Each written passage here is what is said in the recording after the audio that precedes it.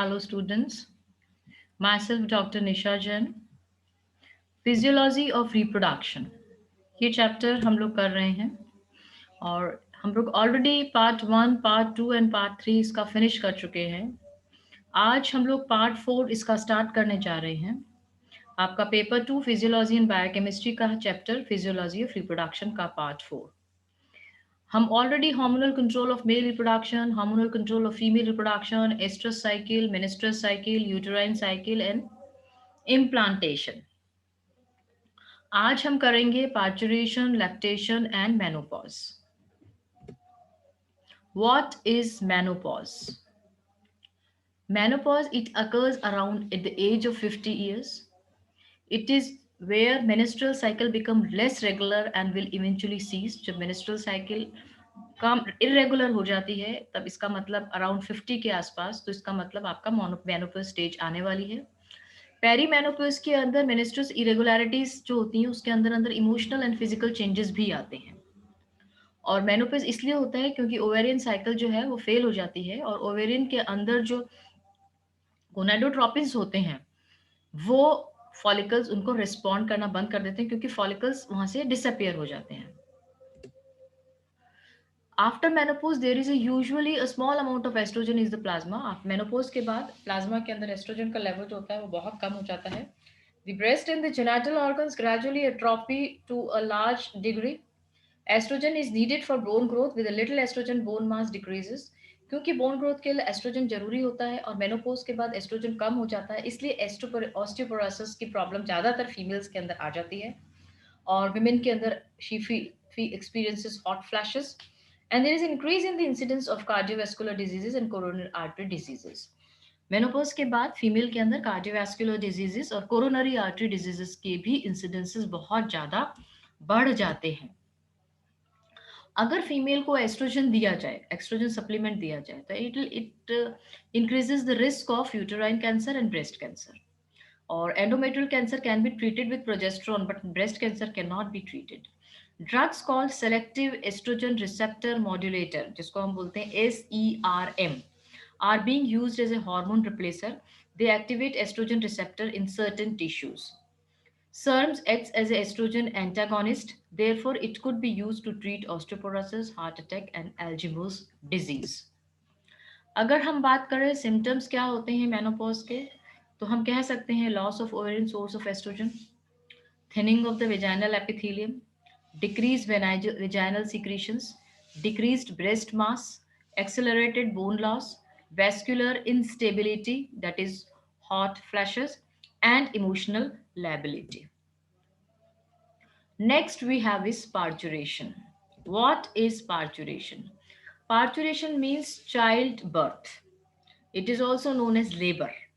It is the mechanism of signaling the onset of labor, a procedure of delivering a child after the completion of pregnancy period. The developed child is born with the release of cortisol. बच्चे के जन्म को हम बोलते हैं parturition. During parturition process, the cervix dilates and relaxes. Along with cortisol, oxytocin and estrogen hormones are released to begin the milk production and labor. During parturition, parturition के समय uterus contract to push the fetus towards the cervix and continues until the fetus comes down the birth canal. In this process, the head should be first to come out. Parturition में uterus contract होता है और fetus को cervix की तरफ push करता है और इस process में जो बच्चे का head होता है वो पहले बाहर आता है. After parturition, the uterus releases the placenta and passes out immediately after the fetus is born. Once the fetus is come out of the body, then the placenta also comes out after the baby birth. Lactation begins and the first milk is called colostrum. Mother का अंदर milk production चालू हो जाता है और जो mother का first milk होता है जिसको हम बोलते हैं कोलोस्ट्रम.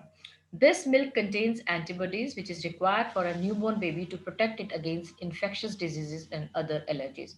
बोलते हैं ना माँ का पहला दूध जो होता है वो बहुत इंपॉर्टेंट होता है. वो इसलिए इंपॉर्टेंट होता है क्योंकि उसके अंदर बहुत सारी एंटीबॉडीज होती हैं और वो एंटीबॉडीज बहुत जल्दी बहुत ज़रूरत होती है उनकी, क्योंकि जैसे ही न्यू एनवायरनमेंट में बच्चा आता है तो उसको इन्फेक्शन डिजीजेस के बहुत चांसेस होते हैं.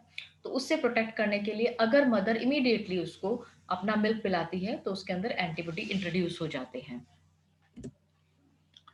What are the symptoms and signs of parturition?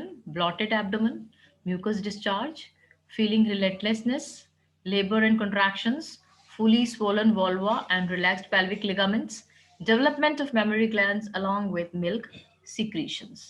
ये symptoms हैं parturition के child birth के. अगर हम बात करें stages of parturition, तो there are 3 stages of parturition. Number 1 is dilation. Dilation के अंदर क्या होता है? This stage begins with the onset of labour and continued until the cervix is completely dilated. Dilation is divided into 2 phase. Dilation के अंदर जहां पर कि सर्विक्स डायलेट हुए और बेबी बाहर निकले, इसको इस 2 फेज होते हैं उसमें, लेटेंट फेज और active phase. When the cervix dilate 0 to 4 centimetre then we call it a latent phase. And active phase के अंदर क्या होता है? सर्विक्स का डायलेशन जो होता है 4 से 10 सेंटीमीटर तक हो जाता है. The latent phase takes around 6 hours for a female delivering the baby for the first time and is around 5 hours for the female delivering the child second time. मतलब लेटेंट फेज 6 घंटे तक रहता है. मतलब इस पीरियड के अंदर 4 centimetre का डायलेशन होता है सर्विक्स का. एंड एक्टिव फेज के अंदर क्या होता है? The cervix dilates at the rate of about 1 centimetre per hour for a lady delivering for the first time and 2 centimetres per hour for a lady who is delivering for second time.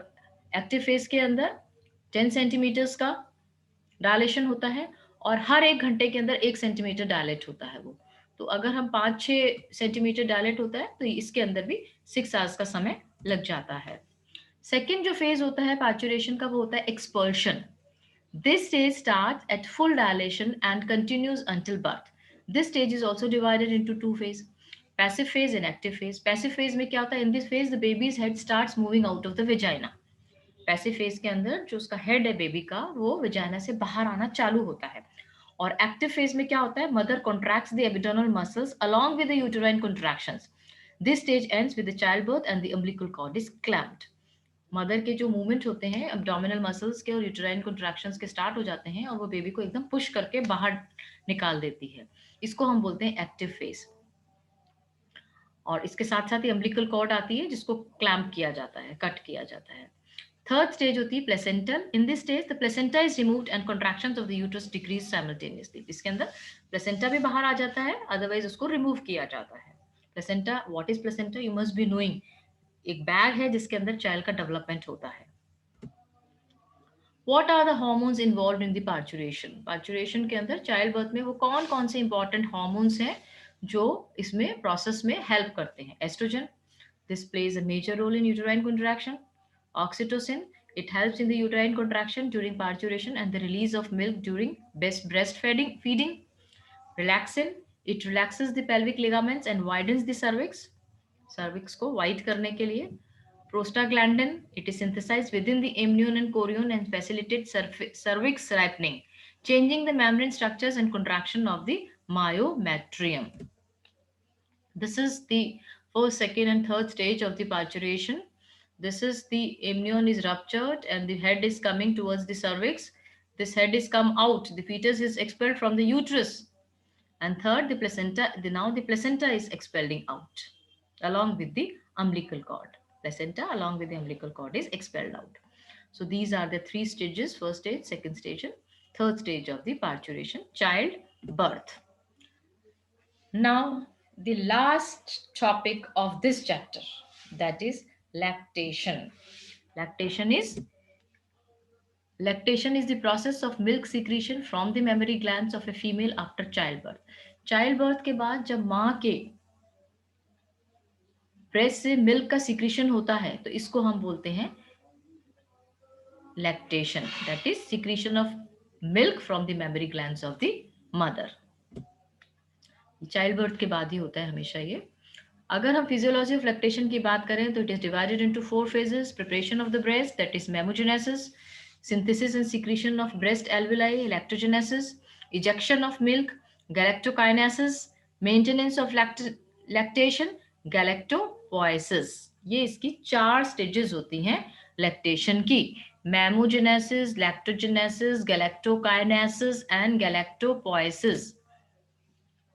Lactation process में क्या होता है, due to the impact of ovarian hormones and placental hormone, breast growth begins during the period of pregnancy and it continues to get large in size after the childbirth. Size of the breast get increased. ठीक है. During this period, a certain amount of milk is produced in the breast. इस duration के अंदर milk production चालू हो जाता है breast में.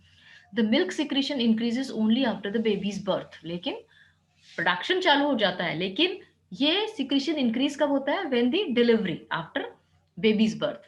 During the process of lactation the milk is secreted from the mammary glands. Mammary glands में milk secretion होता है. इस लैक्टेशन प्रोसेस के अंदर कुछ हार्मोन्स हैं जैसे estrogen, placental lactogenic, progesterone and prolactin. ये इंपॉर्टेंट रोल प्ले करते हैं लैक्टेशन प्रोसेस को कंप्लीट करने में. Oxytocin are involve in the process of lactation. Estrogen hormone help in increases the size of the breast during pregnancy. The presence of placenta lactogenic hormone is higher during pregnancy as this hormone helps in stimulating the growth of the nipple, areola and breast tissue. Nipple की growth और breast tissue की growth इस hormone के ऊपर depend करती है. Placenta placental lactogenic hormone. Progesterone help करता है increasing the size of the breast tissue along with the boosting milk production. Prolactin help in differentiating the cells that perform their own specific function. The alveoli, which is responsible for producing milk after the baby's birth, is active mainly because of the prolactin hormone. The prolactin hormone is produced once exposed to cortisol hormone. Once the nipples are stimulated, the oxytocin hormone is released, causing the alveoli to contract. These help in squeezing the milk out into the duct system. The entire process is called as let down. The let down process begins only when the nerves of the breast are stimulated. What is let down? That is secretion of the milk from the nipples of the breast. Now, this is a simple structure of the breast. You can see that these are the lobules, mammary lobules. This is lacciferous duct. This is nipple.